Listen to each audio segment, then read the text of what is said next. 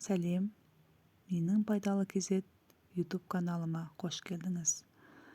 Мұнда мен көптеген пайдалы, кез келген адамға пайдасы тиетін ақпараттар және білгеніммен бөлісемін.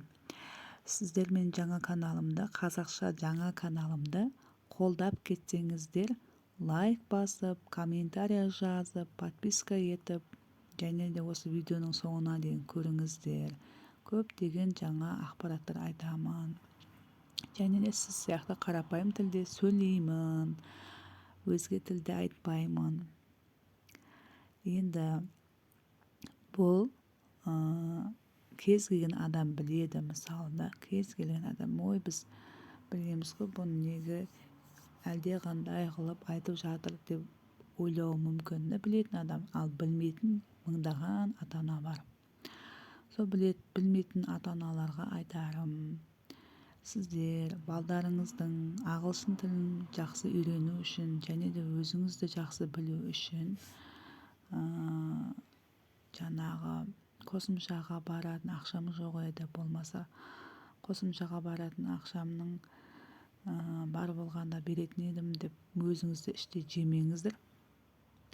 Қолдағы бар нәрсені пайдалана білейік. Мысалы, кез келген адамда телефон болады. Сол телефонда Play Market болады. Сода жазамыз. Мен жаңа басып алдым. Осыны айтайын деп. Мына аударма ағылшын, қазақша деп жазықта 1, 2, 3, 4, 5-шісін таңдадым мен. Қазақша ағылшын аудармасы деп. Бұны айтып отқан себебім өзіме тиімді болды да, түсінікті болды басқан кезде. Сосын басып алғандықтан мен сізге қалай қолдану керегін айтайын. Бұның айтып отқан себебім бұл мектеп қабырғасында ағылшын тілін оқымаған ата-аналар болды. Мысалы, менің өзім мектеп қабырғасында 2 тілді оқытты. Неміс тілі, ағылшын тілі. Сол неміс тілі оқығандар уже ағылшын алфавиттерін және сөздерін шатастырады да уже. Сол үшін мен түсінікті болу үшін осыны пайдаланыңыздар.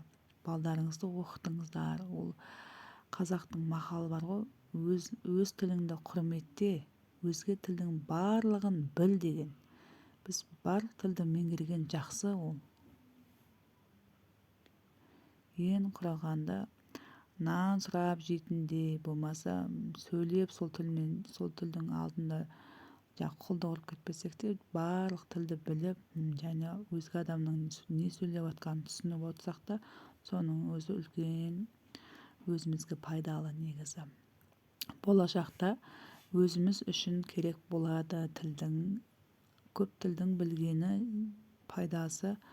Мысалы, біз Құдай қаласа қазақ елі болашақта бизнес саласында болсын, өндіріс саласында болсын, соның барлығына даму кезеңінде біз өзге мемлекетпен тілдесу үшін жаңағы білім алу үшін сол мемлекеттің мәдениетін, сол мемлекеттің жаңағы өнеркәсібін бөлу үшін барамыз ғой. Сол кезде олардың сөйлеп жатқан әр сөзін өзіміз түсіну үшін тілді білгеніміз жақсы деп ойлаймын.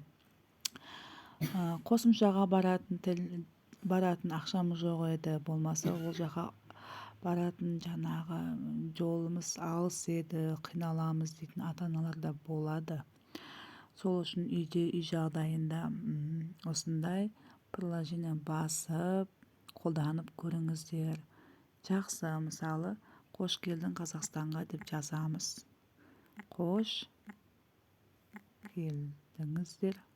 келдіңіз Қазақстанға деп жазамыз. Соның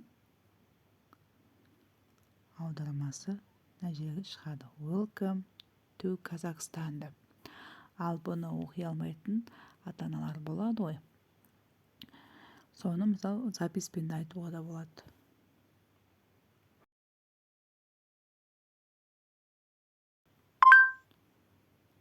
Өзі шығады Қазақстанға қош келдіңіз деп. Міне.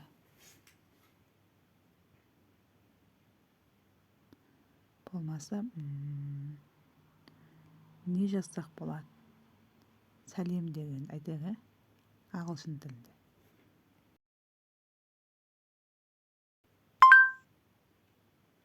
Hello деп шығып тұр. Болмаса бұлай аударамыз да.